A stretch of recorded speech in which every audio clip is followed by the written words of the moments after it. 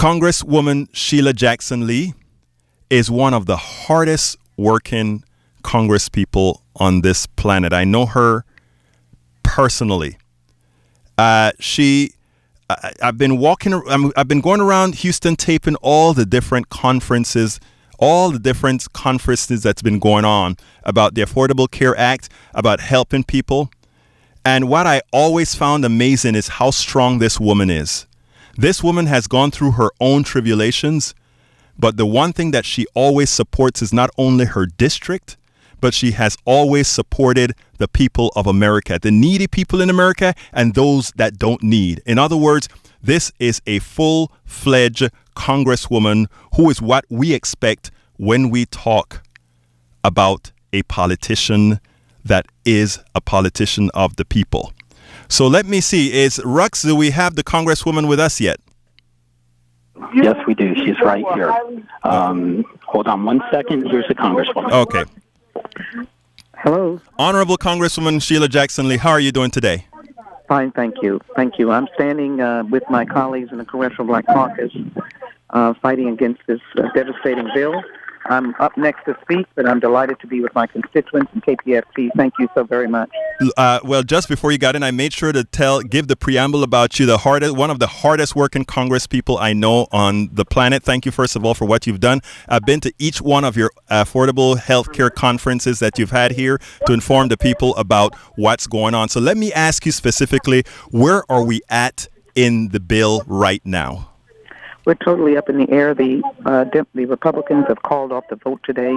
We're being held hostage here in Washington because what they want to do is to cut $880 billion from Medicare that is needed so much for our hospitals and children. And they want to give an age tax, and they want to make it worse, cut your hospitalization and mental health. So to my constituents, we're here fighting against that because this is not a poison pill, it's a poison meal. And we refuse to be able to do that. And I hope that I will be able to continue to dialogue with you tomorrow. Right now, they've called off the vote because they don't have the vote, because they want to make it worse. And I was in the Budget Committee, Rules Committee until 12 last night, dissecting how bad this bill is for Houstonians and for hard-working Houstonians, because it cuts money from hard-working Houstonians. Well, look, Congresswoman, you've been out here around the district trying to inform people about what's going on, because a lot of people, as you know, don't get quite the type of information that needs to be given over the mainstream media. That's why we have the KPFT radio stations that we have out here that really go into detail as far as what's going on. Now, let me ask you, if this bill fails over the next week, what do you think happens then? What do you want your constituents to do? I want the constituents to keep pressing that this bill is a Trumpcare, Dumpcare, no-care bill. Fight against it, refuse to support it, and to help us make the Affordable Care Act better. Now, tell us, do we just, after doing call-ins to our different state Senate, Congress? Do call-ins to the Congress people, do call-ins to the United States Congress, do call-ins to the President, get hospitals to call in, get constituents to call in. Make a difference, and call into the Republican members, call into the House of Representatives.